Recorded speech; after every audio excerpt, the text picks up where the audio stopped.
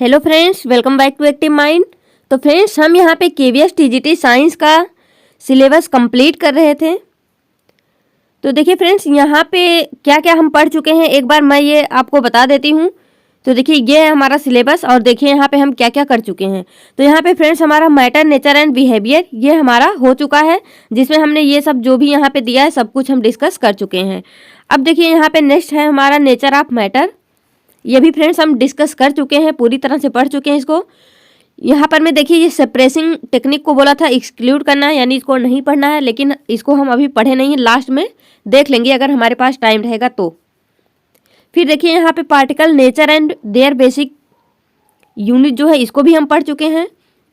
देखिए फ्रेंड्स, यहाँ पे मैंने आपको अभी ये वाला पोर्शन नहीं करवाया, chemical formula of common compound.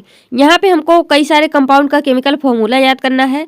तो फ्रेंड्स, अभी आज हम जो लेक्चर करने वाले हैं यहाँ से काफ़ी सारे ये वाले पोर्शन कवर हो जाएंगे। तो इसको हमारे होल केमिस्ट्री में जितने भी फॉर्मूला हैं सबको याद करना पड़ेगा, और इसको भी मैं आपको बता दूंगी।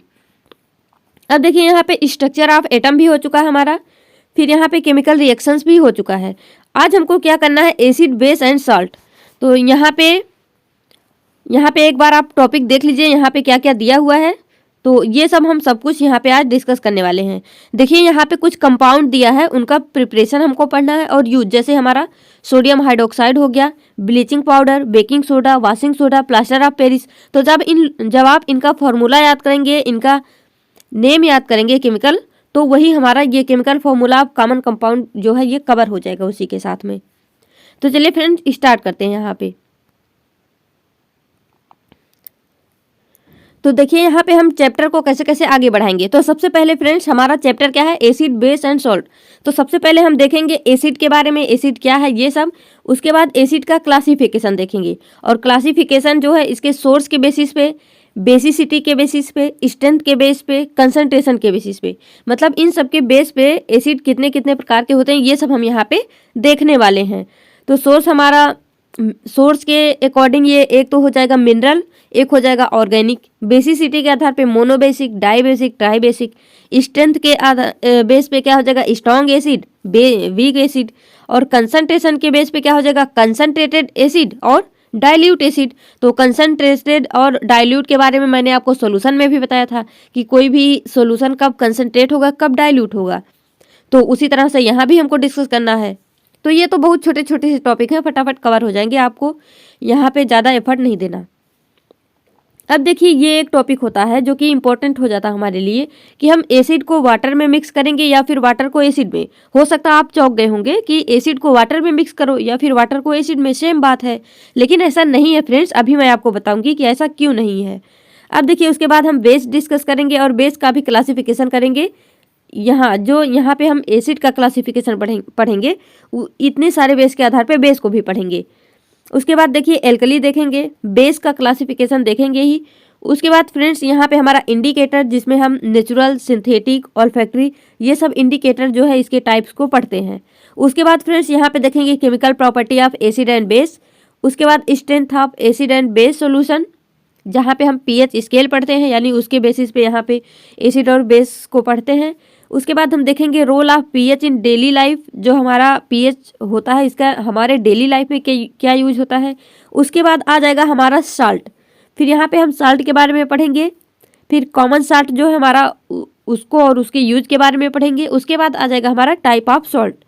टाइप ऑफ सॉल्ट के बाद हम यहाँ पे ये जो हमारे कंपाउंड दिए गए हैं, NaOH, bleaching powder, baking soda, washing soda, plaster of Paris, इन सब का हमको क्या पढ़ना है, प्रिपरेशन एंड यूज पढ़ना है।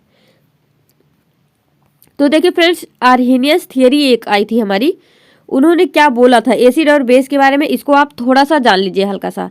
तो देखिए आर्हेनियस थियरी ने क्या बोला, एसिड वो होता है जो कि जब वाटर में हम उसको डिजॉल्व करें तो वो पूरी तरह से आयोनाइज हो जाए एंड रिड्यूज हाइड्रोजन आयन, और फिर क्या देता है, हाइड्रोजन आयन दे दे। मतलब एसिड वो होता है, ऐसा कोई भी सब्सटेंस जिसको हम अगर वाटर में डिजॉल्व करें तो उसका H+ पूरी तरह से बाहर हो जाए, मतलब H+ पूरी तरह से उसमें हाइड्रोनियम आयन रिलीज हो जाए, उसी को हम क्या बोलेंगे, एसिड। फिर बेस क्या हो जाएगा, base is a substance which give hydroxide या फिर हाइड्रोक्सिल आयन। मतलब बेस क्या होगा, जब हम उसको वाटर में डिजॉल्व करेंगे तो वो क्या देगा, OH नेगेटिव आयन दे देगा। लेकिन एसिड क्या ये हो जाएगा बेस, एसिड क्या हो जाएगा जो कि H+ आयन दे देगा। तो ये इस तरह से फ्रेंड्स इन्होंने एसिड और बेस को डिफाइन किया था। जैसे हमारा HCl हो गया, क्या हो गया HCl। तो अगर आप फ्रेंड्स इसको पानी में डालेंगे H+ अलग, Cl अलग हो जाएगा। तो उसके बाद हमारा बेस क्या हो जाएगा, अब जैसे NaOH हो गया, तो अगर इसको आप पानी में डालेंगे Na+ अलग, OH- अलग हो जाएगा, तो ये हमारा बेस हो जाएगा। इस तरह से उन्होंने क्लासीफाई किया था। अभी हम यहाँ पे ये भी देखेंगे कौन सा वीक होगा, कौन सा स्ट्रांग होगा। तो चलिए फ्रेंड्स यहाँ पे अब देखते हैं सबसे पहले एसिड। तो देखिए एसिड के बारे में सबसे पहले देखिए कि एसिड में, तो यहाँ पे हम देखते हैं वर्ड एसिड। जो हमारा ये वर्ड एसिड है ये लैटिन भाषा के एसिडस वर्ड से मतलब यहाँ से डिराइव हुआ है। इसका मीनिंग क्या है, शोर। शोर मीन्स खट्टा। तो आप बस इतना याद रखना, एसिड जो है ये लैटिन वर्ड का शब्द है जिसका मतलब यहाँ पे हम देखते हैं एसिडस मीनिंग होता है, जिसका मतलब होता है शोर यानी खट्टा। तो देखिए फ्रेंड्स मैंने अभी आपको बताया एसिड जो है ये इसको दो भागों में बांटा गया है। एक तो हमारा नेचुरली अकरिंग, एक तो मिनरल एसिड। मतलब एक तो ऐसे एसिड है जो कि ऑटोमेटिक पाए जाते हैं पहले से ही। अब जैसे हमारा टमाटर हो गया, सेब हो गया, नींबू हो गया, सिरका हो गया, दूध हो गया, इन सब में जो भी एसिड पाए जाते हैं उनको हम उसमें जाके इंजेक्ट नहीं करते, वो तो ऑलरेडी पाए जाते हैं, नेचुरल रूप से पाए जाते हैं, तो उन्हीं को हम नेचुरली अकरिंग बोल देंगे। और जो मिनरल होते हैं उनके बारे में भी अभी हम देख लेंगे कौन से एसिड हैं। तो देखिए फ्रेंड्स यहाँ पे नेचुरली अकरिंग जो है, तो एक बार देख लीजिए कि acid present in plant material animal are called naturally, यानी जो कि हमारे प्लांट में एनिमल में जो ऑटोमेटिक पाए जाते हैं उन्हीं को हम क्या बोल देते हैं, नेचुरली अकरिंग। और नेचुरली अकरिंग को ही हम क्या बोलते हैं, ऑर्गेनिक एसिड। नेचुरली अकरिंग को ही क्या बोल देते हैं, ऑर्गेनिक एसिड बोल देते हैं।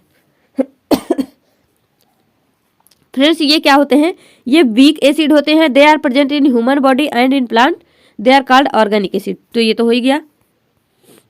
अब देखिए यहाँ पे जो है इतना आपको याद करना पड़ेगा, हो सकता है ये आपसे पूछा जाए तो आप याद कर लेना, इसमें से मैक्सिमम आपको याद भी होगा। यहाँ पे देखिए एक हो गया हमारा विनेगर। तो विनेगर में कौन सा एसिड होता है, एस्टिक एसिड। ये तो सबको पता होता है विनेगर में क्या होता है, एस्टिक एसिड। जैसे हमारा सिरका होता है, सिरका हम किसको बोलते हैं, एस्टिक एसिड को ही हम सिरका बोलते हैं, CH3COOH जो इसका फार्मूला होता है। अब देखिए फ्रेंड्स हमारा जो सोर मिल्क होता है यानी कर्ड जो होता है उसमें क्या होता है, लैक्टिक एसिड होता है। ऑरेंज या फिर लेमन जितने भी खट्टे पदार्थ होते हैं उनमें क्या होता है, सिट्रिक एसिड होता है। टमेरिंड में क्या होता है, टार्टरिक एसिड होता है। आंट स्टिंग में क्या होता है, फॉर्मिक एसिड होता है। एप्पल्स में क्या होता है, मैलिक एसिड होता है। टोमेटोज में क्या होता है, ऑक्जेलिक एसिड होता है। ये तो सिंपल है, ये तो सबको याद ही रहता है मैक्सिमम।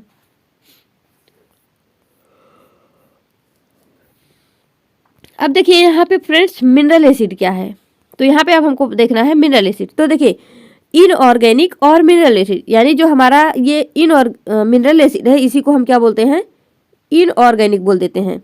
तो हमारा चाहे बोलिए आप मिनरल एसिड या फिर इनऑर्गेनिक, और उसको हम क्या बोलते हैं, नेचुरली अकरिंग या फिर ऑर्गेनिक।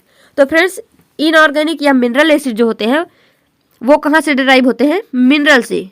जो भी मिनरल हमारे नेचर में पाए जाते हैं ये उनसे डिराइव किए जाते हैं, तो उन्हीं को हम क्या बोलते हैं, इनऑर्गेनिक या फिर मिनरल एसिड। अब जैसे यहाँ पे हमारा क्या क्या हो सकता है, जैसे हमारा hydrochloric acid, sulphuric acid, nitric acid, hydrofluoric acid, HCl, H2SO4, HNO3, HF, ये सब क्या हो गए, मिनरल एसिड हो गए, क्योंकि इनको डिराइव किया जाता है, ये ऑलरेडी पाए नहीं जाते हैं। अब देखिए यहाँ पे हाइड्रोफ्लोराइड एसिड जो है ये फ्रेंड्स हाईली कोरोजिव होता है and use in H glass, और इसका यूज कहाँ किया जाता है, एच ग्लास बनाने में किया जाता है। Hydrochloric acid present in our stomach, जो HCl होता है ये हमारे स्टमक में पाया जाता है, जो कि डाइजेशन में हेल्प करता है। तो फ्रेंड्स जो ये HCl है इसके बारे में तो आपने डाइजेशन में पढ़ा भी होगा, ये कहाँ से कैसे कैसे रिलीज होता है, फिर कैसे कैसे वहाँ वो डाइजेशन पे वर्क करता है ये सब, तो इसको हम डाइजेशन वाले चैप्टर में पढ़ेंगे, इसके बारे में आप टेंशन नहीं लेना। अब देखिए यहाँ पे आता हमारा concentrated and dilute acid. Concentrated and dilute acid, तो यहाँ पे कुछ भी नहीं, बस आपको एक चीज याद करनी है। मैंने आपको सोल्यूशन में क्या बताया था, मान लीजिए ये दो बीकर है, ये बीकर है, यहाँ पे कुछ जो है वो एसिड डले हुए हैं, एसिड और पानी मिक्स है एक में, यहाँ पर में भी मिक्स है। तो फ्रेंड्स अगर जो है एसिड ज़्यादा हुआ, क्या ज़्यादा हुआ, एसिड ज़्यादा हुआ, वाटर कम हुआ, वाटर कम हुआ तो ये क्या हो जाएगा, ये हो जाएगा कंसंट्रेटेड। अगर फ्रेंड्स इसी में और भी आप वाटर मिला दीजिए, वाटर ज़्यादा हो जाए, एसिड कम हो जाए, यानी अगर वाटर ज़्यादा हो गया और एसिड क्या हो गया, कम हो गया, तो ये क्या हो जाएगा, डाइल्यूट एसिड। आपको बस इतना याद रखना। तो देखिए concentrated acid is one which contain a minimum amount of water, जिनमें पानी की मात्रा क्या होगी, कम होगी। और dilute acid is obtain by mixing concentrated acid with water. और अगर हम इसी में वाटर और मिला देंगे तो जब वाटर की मात्रा जब मिलाते जाएंगे तो वाटर की मात्रा बढ़ती जाएगी, और जब बढ़ जाएगी उसी को हम क्या बोल देंगे, डाइल्यूट बोल देंगे। तो फ्रेंड्स ये तो इजी है, आ गया होगा समझ। अब देखिए यहाँ पे आता हमारा strong acid and weak acid के बारे में। तो देखिए स्ट्रॉन्ग एसिड क्या है फ्रेंड्स, ऐसा एसिड जो कि डिसोसिएट हो जाता है कंप्लीटली, उसको हम क्या बोलेंगे, स्ट्रॉन्ग एसिड। अब जैसे अभी ऑरिनियस ने क्या बताया था, जिसको हम वाटर में डिजॉल्व करेंगे तो वो क्या दे देगा, H+ आयन दे देगा। लेकिन कुछ ऐसे भी एसिड होते हैं जो पूरी तरह से डिसोसिएट नहीं होते हैं। जैसे क्या हो जाएगा हमारा एस्टिक एसिड, जैसे CH3COOH। फ्रेंड्स यहाँ से H+ निकल जाएगा, लेकिन यहाँ पर में अभी भी H है जो कि डिसोसिएट नहीं हुआ, तो ये हमारा वीक एसिड हो जाएगा। तो उसी तरह से आप जो है याद रखना, जो स्ट्रॉन्ग एसिड होता है वो कंप्लीटली डिसोसिएट होता है, यानी वहाँ से H+ कंप्लीटली निकल जाएगा, तो उसी को हम स्ट्रॉन्ग एसिड बोल देंगे। An aqueous solution of strong acid contain only ion, और जो एक्वस सोल्यूशन होगा स्ट्रॉन्ग एसिड का उसमें केवल आयन होते हैं। अब जैसे HCl हो गया हमारा, तो जब ये डिसोसिएट होगा क्या होगा, यहाँ Cl निगेटिव H+, तो ये दोनों आयन बन गए ना, तो आ गया उसका समझ। तो हमारा हाइड्रोक्लोरिक एसिड, सल्फ्यूरिक एसिड, इस तरह से ये जो है। अब अगर H2SO4 को आप करेंगे तो यहाँ से H+ SO4- यहाँ से भी निकल जाएगा, पूरी तरह से डिसोसिएट हो जाएगा। अब देखिए फ्रेंड्स यहाँ पे वीक एसिड क्या है, तो अभी हमने स्ट्रॉन्ग एसिड देखा, उसी के बेसिस पे आप देखिए वीक एसिड क्या है।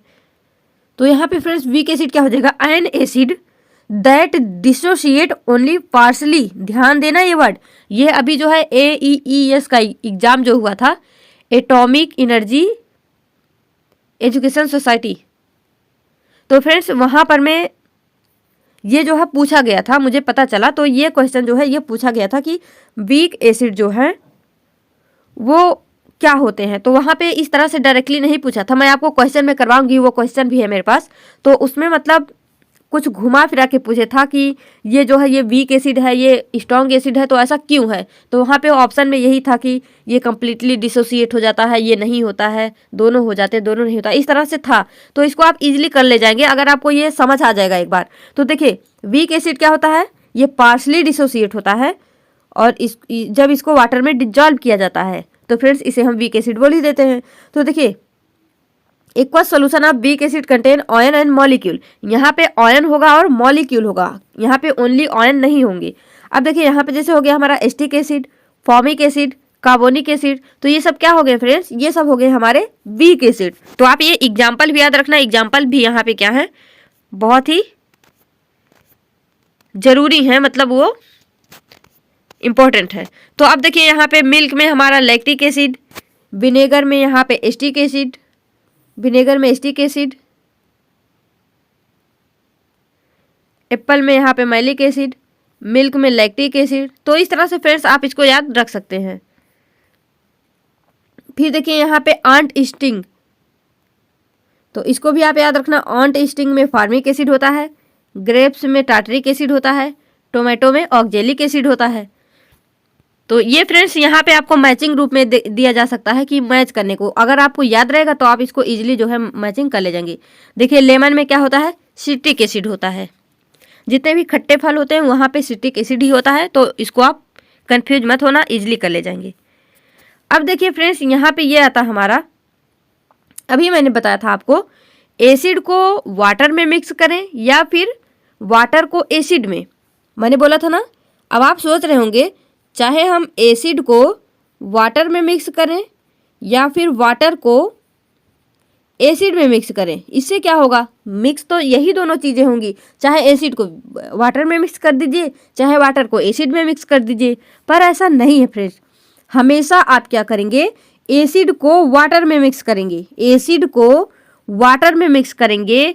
Always add acid to water, ये जो है सही है, लेकिन वाटर टू एसिड यानी वाटर को एसिड में आप मिक्स करें, ये गलत है। अब ये क्यों गलत है, मतलब ऐसा हम क्यों नहीं कर सकते, इसको आप देख लीजिए। एक तो ये इसका रीजन है, थोड़ा सा इसको आप पढ़ लीजिएगा ऐसे ही। Concentrated acid and alkali given out heat on dilution, जब हम उसको डाइल्यूट करते हैं तो वहां से हीट निकलता है खूब सारा। We must dilute concentrated acid and alkali by adding them to water but not by adding water to them. मतलब अगर हमको एसिड को कंसनट्रेट से डाइल्यूट बनाना है तो हम क्या करेंगे, अभी मैंने बताया ना, उसमें वाटर ऐड करके जो है डाइल्यूट बनाया जाता है। लेकिन आप एसिड में जो है वाटर को मिक्स नहीं कर सकते, ऐसे डाइल्यूट नहीं बना सकते। आप उस एसिड को जो है वाटर में मिक्स करिए। अदरवाइज अगर आप वाटर को एसिड में मिक्स करेंगे तो क्या हो जाएगा friends, we must wear protective clothes, safety goggles, gloves, ये सब। तो वहां से जब ये हम डाइल्यूट करेंगे, जब वहां पे डाइल्यूशन होगा तो वहां से बहुत ही मात्रा में हीट निकलती है। यानी फ्रेंड्स हम यहाँ पे डायरेक्टली ये बोल सकते हैं कि वहां पे ब्लास्ट हो सकता है। इसलिए कभी भी एसिड को जो है आप वाटर में मिक्स नहीं कर सकते हैं, सॉरी, वाटर को आप एसिड में मिक्स नहीं कर सकते। आप हमेशा जो है एसिड को वाटर में मिक्स करेंगे। तो इसको आप याद कर लेना, थोड़ा सा हो सकता है पूछा जाए आपसे। तो देखिए यहाँ पे क्वेश्चंस क्या होते हैं, हमारा एसिड से क्या क्या हम बचाव करना चाहिए हमको। तो friends, wash with water if it gets on you, अगर आपके ऊपर कभी एसिड चला गया तो उसको वाटर से धुल लेना चाहिए। नेवर स्मेल, उसको कभी भी सूंघना नहीं चाहिए। Don't pour water into acid, कभी भी वाटर जो है वो एसिड पे पोर नहीं करना चाहिए। और डोंट टेस्ट, इसको कभी भी टेस्ट नहीं करना चाहिए। अब जैसे देखिए ये जो एसिड अटैक होते हैं आए दिन हम सुनते रहते हैं, जो कि बहुत बुरी, बहुत दुखद ही घटना होती है कि मतलब इनके ऊपर एसिड अटैक हुआ, यानी एसिड फेंक दिया गया उनके ऊपर। तो फ्रेंड्स जब भी एसिड फेंका जाता है तो कभी भी मतलब ये नहीं करना चाहिए। अब जैसे एसिड हमारे ऊपर चला गया तो अगर आप उसके ऊपर पानी डाल देते हैं, आप ये सोचेंगे हमको ठंडक मिल जाएगी, राहत, ऐसा नहीं होता फ्रेंड्स। जब हम पानी डालेंगे वहाँ से और भी हीट प्रोड्यूस होती है, क्योंकि वाटर जो है एसिड के, जब वाटर जो है एसिड पे जाता है तो वो और भी हीट प्रोड्यूस करता है, तो वहाँ पे क्या होता, और भी जलन होती। इसलिए कभी भी जिसके ऊपर एसिड गया है उसके ऊपर पानी नहीं डालना चाहिए, क्योंकि वहाँ पे उसको और भी जलन हो सकती है, और भी जलन होती है। लेकिन लोग पानी ही डालते हैं, अब पता नहीं क्यों ऐसा करते हैं, उनको लगता होगा शायद उससे आराम मिलेगा, पर ऐसा नहीं होता। क्योंकि एसिड जो है, वाटर जो है फ्रेंड्स, वो एसिड से जब मिलता है तो वो रिएक्शन करता है और वहाँ से बहुत सारा हीट प्रोड्यूस होता है। तो देखिए अब यहाँ पे प्रॉपर्टी ऑफ एसिड क्या क्या होता है, तो ये तो आपको पता ही है। एसिड जो होता है वो सॉर इन नेचर होता है, यानी इसका टेस्ट कैसा होता है, खट्टा होता है। They are corrosive in nature, ये फ्रेंड्स प्रकृति में कैसे होते हैं, कोरोसिव होते हैं, मतलब क्षयकारी, मीन्स बोल सकते हैं कि नष्ट करने वाले। अब किसी के ऊपर तेजाब फेंक दिया जाता है तो आपको पता ही क्या होता है। तो एसिड क्या है, कोरोसिव इन नेचर है। Release free hydronium ion in water, hydrogen जो वाटर में क्या करते हैं, हाइड्रोनियम आयन देते हैं। They change the colour of litmus paper from blue to red, इसको तो अभी हम पढ़ेंगे उसमें इंडिकेटर में, लेकिन अभी आप याद कर लीजिए जो एसिड होते हैं वो लिटमस पेपर को ब्लू से रेड कर देते हैं।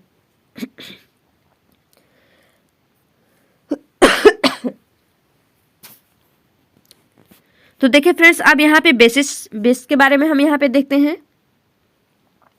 तो फ्रेंड्स बेसिस क्या होते हैं, oxide and hydroxide of metal, जो मेटल होते हैं उनके ऑक्साइड या फिर हाइड्रोक्साइड जो होते हैं उनको हम क्या बोल देते हैं, बेस बोल देते हैं। अब जैसे सोडियम हाइड्रोक्साइड, सोडियम हमारा क्या है, मेटल है, तो इसका ऑक्साइड या हाइड्रोक्साइड क्या हो जाएगा, बेस हो जाएगा। तो sodium hydroxide, magnesium oxide, calcium oxide, copper oxide, potassium oxide, potassium hydroxide, magnesium hydroxide, ये सब क्या है, ये सब बेसिस है। तो यहाँ पे फ्रेंड्स जैसे हम एल्कली मेटल और एल्कली अर्थ मेटल पढ़ते हैं, जैसे हमारा हाइड्रोजन तो है नहीं, न करब सफर, तो फ्रेंड्स इस तरह से हमारा ये जो है ये एल्कली मेटल। उसके बाद बेटा मांगे कार शर बाप रगड़े, तो इस तरह से क्या हो जाता है, ये हमारे एल्कली अर्थ मेटल हो गए। तो फ्रेंड्स यहाँ पे क्या होता है, अब जैसे देखिए यहाँ पे sodium, potassium, caesium, magnesium, beryllium, ये सब क्या है, ये सब मेटल है। तो यहाँ पे देखिए sodium hydroxide, magnesium oxide, calcium oxide, copper oxide, potassium hydroxide, magnesium hydroxide. तो इसके जो भी हाइड्रोक्साइड या ऑक्साइड होंगे उसी को हम क्या बोल देंगे, बेस बोल देंगे। यहाँ पे जो नहीं भी लिखा गया है उसको भी आप समझ सकते हैं। अब देखिए some bases are water soluble and dissolve in water to produce hydroxyl ion, यानी जब हम बेस को वाटर में डिजॉल्व करेंगे तो क्या होगा, यहां से हाइड्रोक्सिल आयन जो है वो प्रोड्यूस होगा, यानी OH निगेटिव। यहाँ पे एक टर्म है फ्रेंड्स, ये देखिए एल्कली। अब जैसे हमको कभी कभी क्या लगता है एल्कली और बेसेस जो होते हैं वो सेम सेम होते हैं। तो एल्कली क्या होता है, अ base that is soluble in water, यानी जो बेस होते हैं कुछ तो होते हैं जो कि वाटर में सॉल्युबल होते हैं लेकिन कुछ नहीं होते हैं। तो फ्रेंड्स जो वाटर में डिजॉल्व होते हैं, वाटर में डिजॉल्व होते हैं यानी डिसोसिएट होते हैं, उन्हें ही हम क्या बोलते हैं, एल्कली बोलते हैं। तो आप याद कर लेना, एल्कली जो है जितने भी एल्कली होते हैं वो सभी बेस होते हैं, लेकिन सभी बेस जो हैं वो एल्कली नहीं होते हैं, क्योंकि कुछ तो डिजॉल्व होते हैं कुछ डिजॉल्व नहीं होते हैं। अब देखिए यहाँ पे तो इस तरह से जैसे NaOH हो गया, CaOH का वोल्टेज हो गया, तो इसको जब हम डिसोसिएट कर रहे हैं पानी में तो क्या हो रहा है, यहाँ से Na plus OH negative, Ca2 plus 2H negative, इस तरह से वो डिसोसिएट हो जाता है। अब देखिए यहाँ पे जैसे अब तक हमने पढ़ा स्ट्रॉन्ग एसिड, अब वैसे ही हमको पढ़ना है यहाँ पे क्या, स्ट्रॉन्ग बेस या फिर एल्कली। अब देखिए strength of base depend on concentration of hydroxyl ion when it dissolve in water, a base that dissociate completely. आपको बस कुछ भी नहीं, स्ट्रॉन्ग बेस, स्ट्रॉन्ग एसिड ये वर्ड आता है तो आप बस एक चीज याद रखना, डिसोसिएट कंप्लीटली। ये जो है कंप्लीटली क्या हो जाएगा, डिसोसिएट हो जाएगा, इसका आयन कंप्लीटली अलग हो जाएगा। अब LiOH है, KOH है, NaOH है, यहाँ से Na plus OH negative, K plus OH negative, Li plus OH negative, इस तरह से वो टूट जाएगा, कंप्लीटली डिसोसिएट हो जाएगा। तो ये हमारा क्या हो जाएगा, स्ट्रॉन्ग बेस हो जाएगा। आपको बस इतना ही याद रखना और कुछ भी नहीं याद रखना।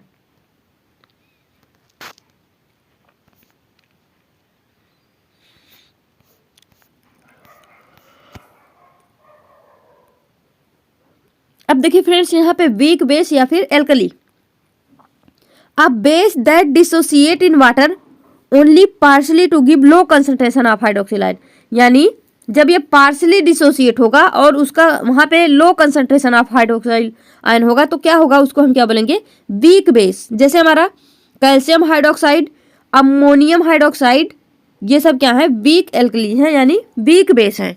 तो आप इतना याद कर लेना। अब देखिए फ्रेंड्स यहाँ पे प्रॉपर्टी ऑफ बेस क्या क्या होता है, तो यहाँ पे प्रॉपर्टी ऑफ बेस में they have bitter taste, they have सोपी टच, यानी उनको जब हम टच करेंगे सोपी टच रहेगा उनका, साबुन जैसा।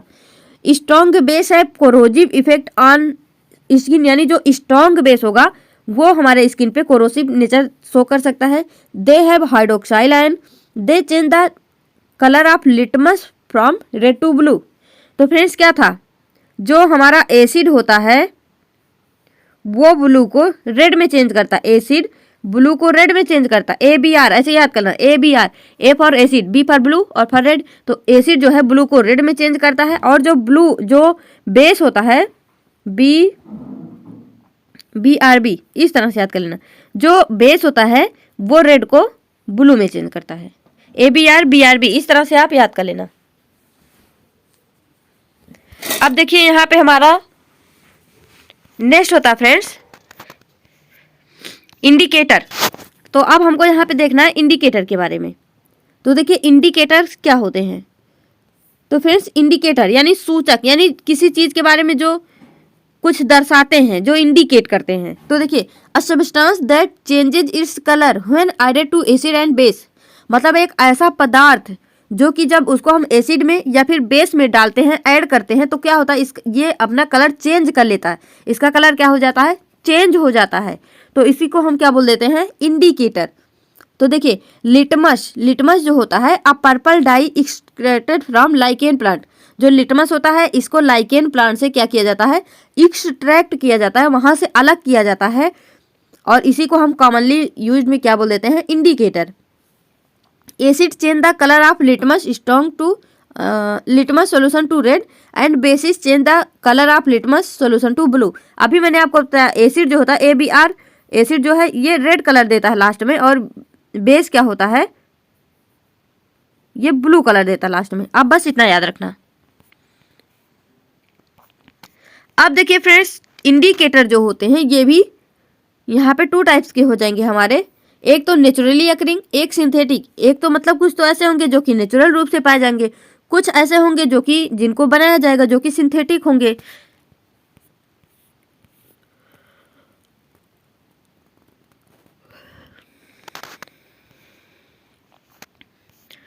अब देखिए इस तरह से आप इसका डिवीजन पढ़ लीजिए एक बार क्या क्या होते हैं। तो देखिए सबसे पहला हमारा क्या हो गया इंडिकेटर। तो यहाँ पर मैंने आपको बताया एक तो होता है नेचुरल इंडिकेटर, एक होता है सिंथेटिक। लेकिन फ्रेंड्स यहाँ पे एक ऑल्फैक्टरी भी होता है। तो देखिए नेचुरल इंडिकेटर मीन्स प्राकृतिक सूचक, सिंथेटिक इंडिकेटर मीन्स निर्मित सूचक। तो यहाँ से नेचुरल में क्या होता है, अब जैसे हल्दी हो गया हमारा, लिटमस हो गया जो कि लाइकेन से मिलता है, रेड कैबेज हो गया, लाल पत्ता गोभी, गुड़हल के फूल हो गए। तो ये सब क्या हो जाएंगे फ्रेंड्स, ये नेचुरल इंडिकेटर है। और ऑल्फैक्टरी में क्या क्या हो जाएगा, लौंग का स्मेल आपको पता ही है, यानी गंधीय सूचक जिनमें से गंध आता है। एक तो हो गया हमारा क्लोव यानी लौंग की स्मेल पता ही है, इतनी अच्छी होती है। और यहाँ पे फ्रेंड्स हो गया हमारा वनीला। तो ये सब क्या हो गए, ये ऑल्फैक्टरी सूचक हो गए, यानी जिसमें से गंध आता है। सिंथेटिक में क्या हो जाएगा फ्रेंड्स, यहाँ पे फिनोल्फ्थेलिन और मेथिल ऑरेंज। तो ये दोनों बहुत इंपॉर्टेंट है। अभी मैं आपको सारा अच्छे से एक बार बताऊंगी, आपको याद भी हो जाएगा ये। तो यहाँ पे क्या हो जाएगा फिनोल्फ्थेलिन और मेथिल ऑरेंज। तो चलिए स्टार्ट करते हैं और देखते हैं इन सब के बारे में, एक एक करके पढ़ते हैं। तो देखिए फ्रेंड्स ये फिगर जो है थोड़ा सा ब्लर हो गया, पता नहीं कैसे।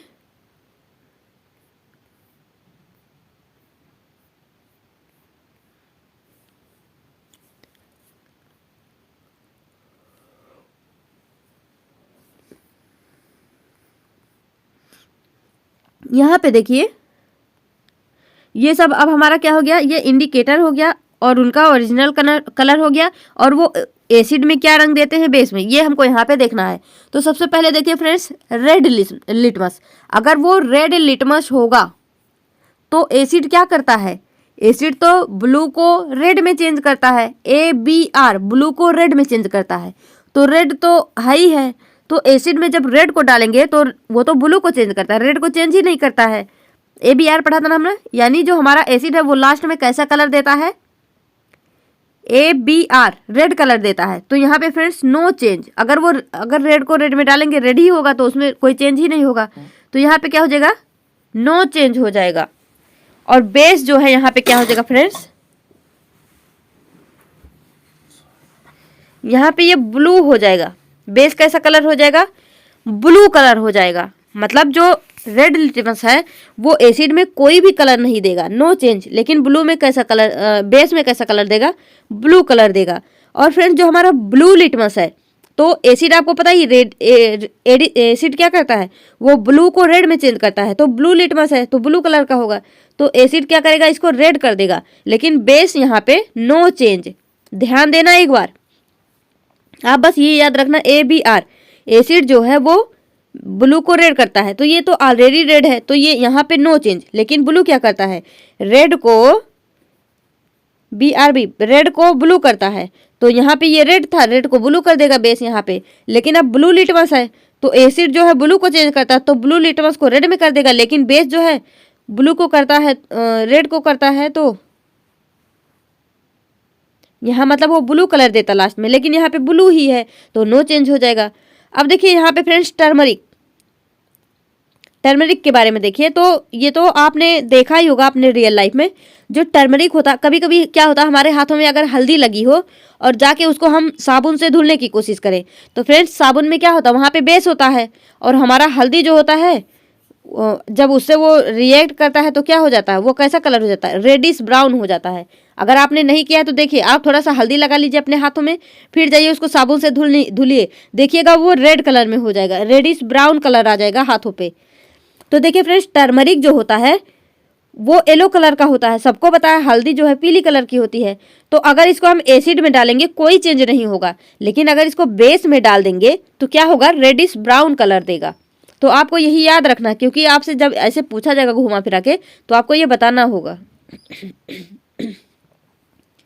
देखिए फ्रेंड्स, जो रेड कैबेज जूस होता है वो कैसा होता है, पर्पल कलर का होता है। जब उसको हम एसिड में डालेंगे कैसा हो जाएगा, रेडिश हो जाएगा, और जब हम बेस में डालेंगे ग्रीनिश हो जाएगा। ये उतना इंपॉर्टेंट नहीं है, इसको छोड़ भी सकते हैं। देखिए ये दोनों जो है ये बहुत इंपॉर्टेंट है। जो फिनोल्फ्थेलीन होता है ये कलरलेस होता है, और मेथिल ऑरेंज, इसके नाम में ही ऑरेंज, तो इसका रियल कलर क्या होता है, ऑरेंज होता है। तो अब देखिए फिनोल्फ्थेलीन कलरलेस है, एसिड में भी ये कैसा होता है, कलरलेस होता है। लेकिन फिनोल्फ्थेलीन पे जब आप बेस डालेंगे तो कैसा हो जाएगा, वो पिंक हो जाएगा। तो फ्रेंड्स इसको थोड़ा सा याद रखना। देखो पी पी, फिनोल्फ्थेलीन पी पी, फिनोल्फ्थेलीन में भी पी, और बेस में ये कैसा देता है, पिंक। तो फिनोल्फ्थेलीन पिंक देगा, लेकिन अब ये मत कंफ्यूज हो जाना कि एसिड में देगा कि बेस में देगा। तो इसको आप याद कर लेना, फिनोल्फ्थेलीन बेस में देता है पिंक कलर, या फिर पीपीबी कर लीजिए, ऐसा कुछ कर लीजिए कि आप बस रिलेट कर पाए हल्का से, अगर कंफ्यूज हो तो याद आ जाए पीपीबी। ऐसे फिनोल्फ्थेलीन पिंक कलर देता है बेस में। देखिए मेथिल ऑरेंज क्या है, ऑरेंज कलर का है। ये एसिड में कैसा रंग देता है, रेड कलर देता है, और बेस में कैसा देता है, येलो कलर देता है। तो MRY यानी ये एसिड में कैसा देता है, मेथिल जो है वो रेड फिर येलो। अब देखिए ऑनियन और वनीला क्या है, तो इनका जो है यहाँ पे इनके स्मेल की बात होती है। यहाँ पे इनका कोई कलर तो ऐसा कुछ हम देख नहीं रहे, यहाँ पे हम स्मेल चेक करते हैं। तो ऑनियन और वनीला जो हो गया ये कैसा होता है, स्मेल आता है इसमें से। तो फ्रेंड्स अगर आप एसिड में इसको मिलाएंगे तो नो चेंज, कोई भी चेंज नहीं होगा, उनका स्मेल वैसा ही बरकरार रहेगा। लेकिन अगर आप यहाँ पे इनको बेस में मिक्स करेंगे तो क्या हो जाएगा, उनका जो स्मेल है वो गायब हो जाएगा, स्मेल वैनिश्ड, यहाँ पे स्मेल जो है वो गायब हो जाएगा। तो इसको याद कर लेना आप। ये तो सबसे ज़्यादा ईजी है कि अगर एसिड से कोई भी चेंज नहीं होगा और बेस से क्या हो जाएगा, वहाँ पे उनका स्मेल क्या है वो गायब हो जाएगा।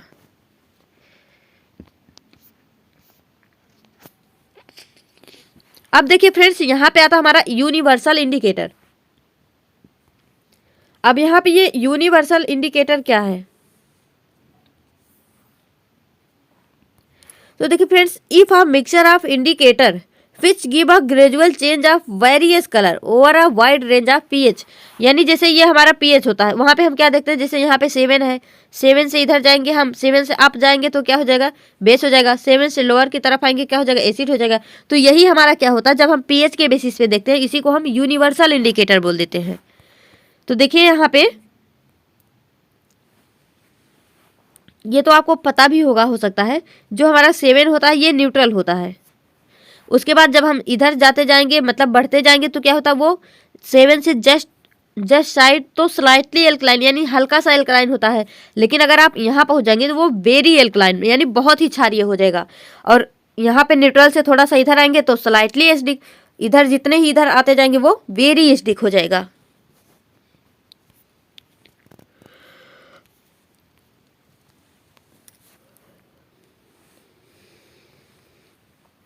तो देखिए फ्रेंड्स, जैसे हमारा 7 हो गया, तो 7 किसका पीएच होता है, प्योर वाटर का। प्योर वाटर का पीएच कैसा होता है, वो 7 होता है यानी न्यूट्रल होता है। और जो मिल्क होता है वो स्लाइटली एसिडिक होता है।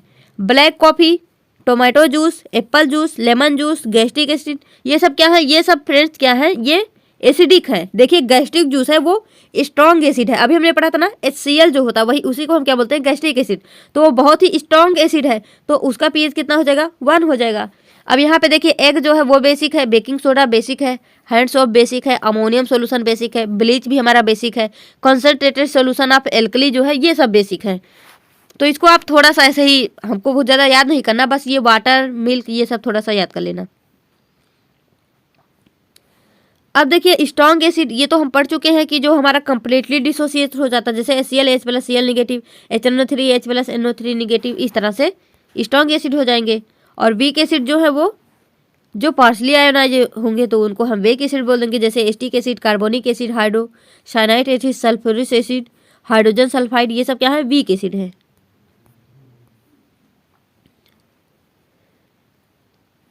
देखिए ये पीएच ऑफ सॉल्यूशन एक बार देख लीजिए थोड़ा सा। पीएच ऑफ सॉल्यूशन क्या है?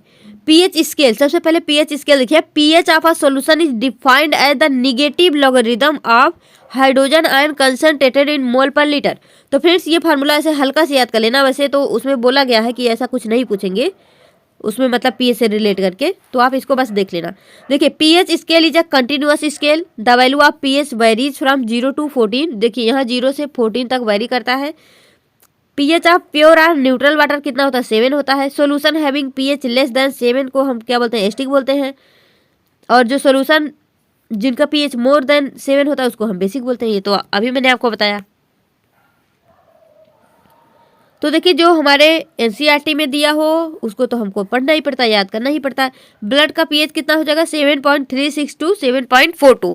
टोमेटो का कितना हो जाएगा यहाँ पे? 4.0 to 4.4।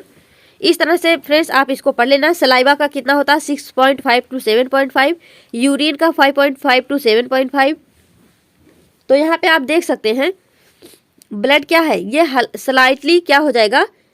स्लाइटली एल्कलीन हो जाएगा, यानी स्लाइटली बेसिक हो जाएगा। क्यों? क्योंकि देखिए यहाँ पे 7 से ज़्यादा है तो हमारा ब्लड कैसा होगा? हल्का सा नमकीन, हल्का सा क्षारीय होगा। सलाइवा कैसा होगा? ये देखिए स्लाइटली एसिडिक होगा, क्योंकि ये 7 से ये उसके ही आसपास में होगा। यूरिन भी देखिए, तो इस गैस्ट्रिक जूस क्या है? ये स्ट्रांगली एसिड हो जाएगा, क्योंकि ये यहाँ पे 1.0 to 2.0 है। कॉफ़ी, बियर, HCl का देखिए यहाँ पे 0 pH, यानी वो एकदम ही स्ट्रॉन्ग क्या होता है? एसिड होता है। NaOH जो है ये स्ट्रॉन्ग बेस है, इसलिए इसका 14 हो गया। तो इस तरह से फ्रेंड्स आप इसको याद कर सकते हैं।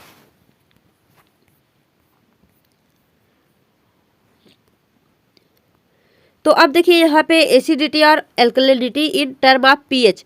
पीएच के टर्म में यहाँ पे हम देखते हैं एसिडिटी और एल्कलिनिटी क्या होता है। तो देखिए friends, nature of an aqueous solution depend upon relative concentration of H+ and OH negative ion. तो देखिए अगर H+ OH negative ion equal है तो सॉल्यूशन को हम कैसा बोलेंगे? न्यूट्रल। जैसे हमारा कोई सॉल्यूशन है उसमें अगर आप एसिड भी है और बेस भी है तो H+ OH नेगेटिव अगर ये दोनों इक्वल मात्रा में होंगे तो ये सॉल्यूशन कैसा होगा? न्यूट्रल। अगर H+ ज़्यादा है तो सॉल्यूशन कैसा होगा? एसिडिक। अगर OH ज़्यादा है तो बेसिक। ये तो सिंपल है, इसमें कुछ याद ही नहीं करना, कुछ रटना ही नहीं हमको।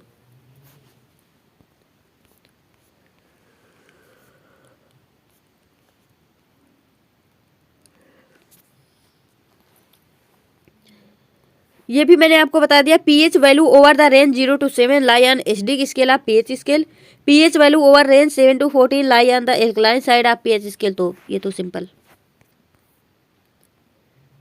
अब देखिए एसिड में एक मैंने आपको बताया था मोनोबेसिक, डाईबेसिक, ट्राईबेसिक। यहाँ पे क्या होता है फ्रेंड्स? एसिडिक है तो बेसिक। देखिए on complete ionization produce 1 hydronium ion. अगर जब हम एसिड को आयोनाइज करेंगे तो वहाँ पे क्या होगा? एक तो जरूरी नहीं हर बार एक ही H+ निकले, वहाँ से 2 भी निकल सकते हैं, 3 भी। तो फ्रेंड्स ऐसा एसिड जब उसको हम आयोनाइज करें वहाँ से एक जो है एक आयन निकले H+ का, उसको हम क्या बोलेंगे? मोनोबेसिक। जैसे HCl, HBr, HI, HF, CH3, COOH। तो यहाँ सबसे क्या होगा? एक H यहाँ पे निकलेगा, एक H। तो ये क्या हो जाएगा हमारा? मोनोबेसिक। अब H2SO4, H2CO3 और COOH हो गया, तो यहाँ से 2 हाइड्रोजन निकलेंगे, तो ये डाईबेसिक। ये तो बस ऐसे ही थोड़ा सा आप जान लीजिए, याद कर लीजिए, थोड़ा सा समझ लीजिए कि ऐसा भी कुछ होता है। तो देखिए ये भी मैंने आपको बता दिया था। ये दोनों ज़्यादा इंपॉर्टेंट है कि जो फिनाफ्थलीन होता है ये न्यूट्रल में कलरलेस होता है, लेकिन एसिड में भी कलरलेस होता है, लेकिन ये बेस में क्या करता है? पिंक कलर देता है। मेथिल ऑरेंज कलर का होता ही है, एसिड में रेड होता है, और जब बेस मिलाएंगे ये येलो हो जाएगा। तो इस तरह से फ्रेंड्स आप इसको याद कर सकते हैं। अब देखिए यहाँ पे हमको रिएक्शंस पढ़ना होता है एसिड और बेसिस का।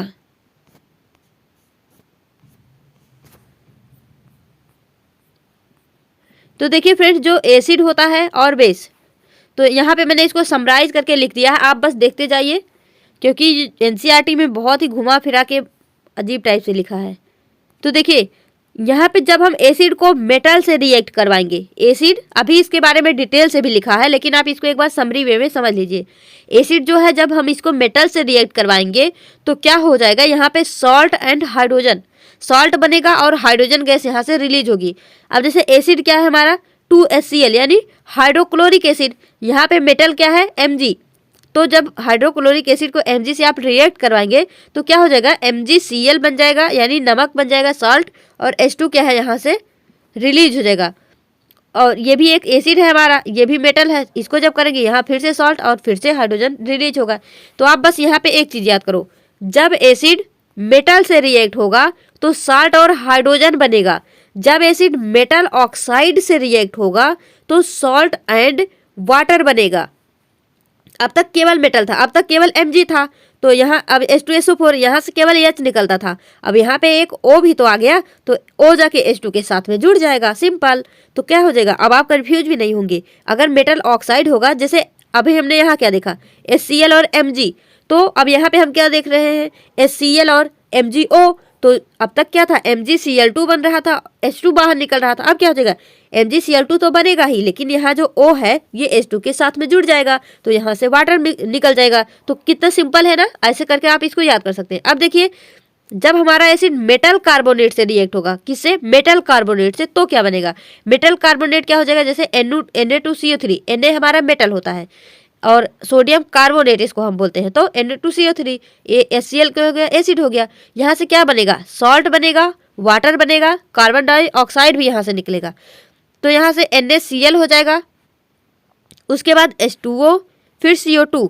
तो यहाँ देखिए CO3, यहाँ पे 3 ऑक्सीजन है, तो 3 ऑक्सीजन कहाँ कहाँ एडजस्ट होंगे, एक तो CO2 के रूप में निकल जाएगा, एक तो H2 हमारा बचेगा, उसके साथ में क्या हो जाएगा यहाँ पे H2O, इस तरह से वो बाहर निकल जाएगा। तो इसको आप इजीली करवा भी सकते हैं फ्रेंड्स रिएक्शन को, ये कोई सिंपल कोई मुश्किल नहीं है। अब देखिए यहाँ पे जब हमारा एसिड जो है वो बेस से रिएक्ट होगा तो क्या होगा, तो फ्रेंड्स सॉल्ट एंड वाटर बनेगा। अब जैसे देखिए HCl NaOH, तो ये तो आपको पता ही है, एसिड बेस से रिएक्ट करता है तो कौन सा प्रोसेस होता है, न्यूट्रलाइजेशन। वहाँ पे कैसा प्रोसेस होता है, न्यूट्रलाइजेशन प्रोसेस होता है, यानी HCl जब NaOH से रिएक्ट करेगा, NaCl नमक बन जाएगा, H2O बाहर निकल जाएगा। ये तो सबको पता होगा, ये हमारा बचपन से फेवरेट जो है रिएक्शंस होता है। अब देखिए, जब हमारा एसिड मेटल हाइड्रोजन कार्बोनेट से रिएक्ट करेगा, मेटल हाइड्रोजन कार्बोनेट, अब जैसे हमने अब तक क्या पढ़ा, मेटल कार्बोनेट, जैसे Na2CO3 हमने पढ़ा, अब क्या हो गया NaSCO3, और जब ये एसिड से रिएक्ट होगा तो क्या होगा, यहाँ पे ये सॉल्ट बन गया, फिर वाटर निकलेगा H2O। तो अभी हमने क्या पढ़ा, जब ये मेटल कार्बोनेट से रिएक्ट होगा, मेटल कार्बोनेट, तो भी यही बनेगा, सॉल्ट बनेगा, वाटर बनेगा, कार्बन डाइऑक्साइड बनेगा। मेटल हाइड्रोजन कार्बोनेट से रिएक्ट होगा, फिर भी सॉल्ट बनेगा, वाटर बनेगा, कार्बन डाइऑक्साइड बनेगा। तो जब मैं आपको क्वेश्चन करवाऊंगी फिर आप देख सकते हैं कि क्वेश्चन कैसे यहाँ से पूछे जा सकते हैं। तो अभी आप डरिए नहीं, बस पढ़ लीजिए एक बार, और जो जो बता रही हूँ इसको याद कर लीजिए। आप देखिए यहाँ पे स्टोरेज ऑफ एसिड, एसिड को स्टोर कैसे किया जाता है, तो friends never store in metal container because they gradually corrode and eat up the metal. अब जैसे हमने अभी पढ़ा ना, जो हमारा एसिड होता है, ये हमने पढ़ा, एसिड जो है वो मेटल से क्या करता है, रिएक्ट होता है, और वहाँ क्या बनाता है, HCl MgCl2 सॉल्ट बनाएगा, और यहाँ से H2 प्रोड्यूस हो जाएगा। तो हमारा इसी तरह से जो एसिड है, इसको हम मेटल में इसलिए नहीं स्टोर कर सकते क्योंकि वो उसके साथ रिएक्शन करके क्या बना देगा, सॉल्ट बना देगा, और वहाँ से H2 क्या हो जाएगा, वो बाहर निकल जाएगा। तो इस तरह से वो because they gradually corrode eat up metal, metal को खा जाता है, धीरे धीरे नष्ट कर देता है। इसलिए इसके लिए बेस्ट क्या है, ग्लास बॉटल, जो कि लार्जली इनर्ट होता है। ये क्या है फ्रेंड्स, इसके ये एसिड को स्टोर करने के लिए बेस्ट होता है। उसी तरह से बेस में देखिए, बेस जो है जब ये मेटल के साथ रिएक्ट करेगा, यहाँ पे मोस्टली जो है एम्फोटेरिक मेटल होते हैं, तो क्या बनाएगा, सॉल्ट और H2 बनाएगा। तो हमारा एसिड भी मेटल के साथ क्या बना रहा था, सॉल्ट और H2, हमारा बेस भी क्या बनाएगा, सॉल्ट एंड H2। लेकिन फर्क बस इतना है, यहाँ पे मेटल जो होंगे वो एम्फोटेरिक। एम्फोटेरिक कौन कौन से मेटल होते हैं ये याद कर लीजिए, सब जन आस सुनो प्रभु अल्लाह, यानी Sb Zn As Sn Pbl, ये सब आप इसको पढ़ सकते हैं। Strontium, zinc, arsenium, tin, lead, aluminium, इस तरह से। देखिए बेस और नॉन मेटेलिक ऑक्साइड, यहाँ पे हम ये एक हमारा यहाँ नया आ गया, हमने एसिड में ऐसा कुछ नहीं पढ़ा कि नॉन मेटेलिक ऑक्साइड, लेकिन यहाँ पे नॉन मेटेलिक क्या है, जो हमारा नॉन मेटल होता है और उसके साथ ऑक्साइड, जैसे हमारा सल्फर डाइऑक्साइड, कार्बन डाइऑक्साइड, तो कार्बन, सल्फर, हाइड्रोजन, ये सब क्या है, ये सब फ्रेंड्स नॉन मेटल हैं। तो हमारा CaOH का होल ट्वाइस CO2, यहाँ पे क्या बन जाएगा CaCO3 और यहाँ पे क्या निकल जाएगा H2, वो बाहर निकल, यानी सॉल्ट और वाटर बनेगा। आप बस इतना याद रखना। एसिड बेस मैंने आपको बता ही दिया, एसिड बेस में क्या होता है न्यूट्रलाइजेशन रिएक्शन होता है, सॉल्ट एंड वाटर बनता है। आप बस इतना भी याद कर लीजिए, जब हम सॉल्ट टू वाटर मतलब जब हम न्यूट्रलाइजेशन रिएक्शन क्या होता है हमारा, जब हम एसिड बेस को रिएक्ट कराते हैं, या ये कैसा प्रोसेस होता है एक्सोथर्मिक, यानी यहाँ से हीट प्रोड्यूस होता है। और यहाँ पे क्या होता है कितना एनर्जी निकलती है -57.1 किलो जूल पर मोल, या फिर आप बोलिए -13.7 किलो कैलोरी पर मोल। अब देखिए यहाँ से कॉमन सॉल्ट, उसके बाद यहाँ पे हम जो कॉमन सॉल्ट है उसके बारे में पढ़ेंगे, और कॉमन सॉल्ट से रिलेटेड यहाँ पे जो भी कास्टिक सोडा, बेकिंग सोडा, ये सब है, इसका प्रिपरेशन भी देखेंगे। तो फ्रेंड्स अभी तक आप इतना ही पढ़िए, नेक्स्ट वीडियो में जो है हम इसको भी कंप्लीट कर लेंगे, क्योंकि चैप्टर हमारा बहुत लंबा है। तो अगर आप एक बार देखना चाहें तो ये देखिए, मैंने आपको जो समरी वे में बताया है वही सब यहाँ पे लिखा गया है कि जब ये मेटल जो है वो, जब हमारा एसिड मेटल से रिएक्ट करता है तब क्या बनता है, ये सब। तो ये सब बिल्कुल वही है। मैं आपको ये PDF टेलीग्राम पे दे ही दूंगी, तो आप वहाँ से इसको देख लेना एक बार। बस ओनली आपको रीडिंग करना होगा, बाकी क्वेश्चन से सब कुछ अच्छे से हमको क्लियर हो ही जाता है। अगर हम इसको पढ़ भी लेना, जब तक क्वेश्चन नहीं करते तब तक कुछ भी क्लियर नहीं होता। तो हम अपने नेक्स्ट चैप्टर में न्यूट्रलाइजेशन रिएक्शन और pH का यूज भी अपने हमारे लाइफ में क्या क्या होता है इसको भी हम देख लेंगे NCERT से डायरेक्टली। तो देखिए साल्ट के बारे में हम नेक्स्ट वीडियो में पढ़ेंगे। तो चलिए फ्रेंड्स, इस वीडियो में यहीं तक, मिलेंगे अपने नेक्स्ट वीडियो में। तब तक के लिए all the best, be happy, be positive.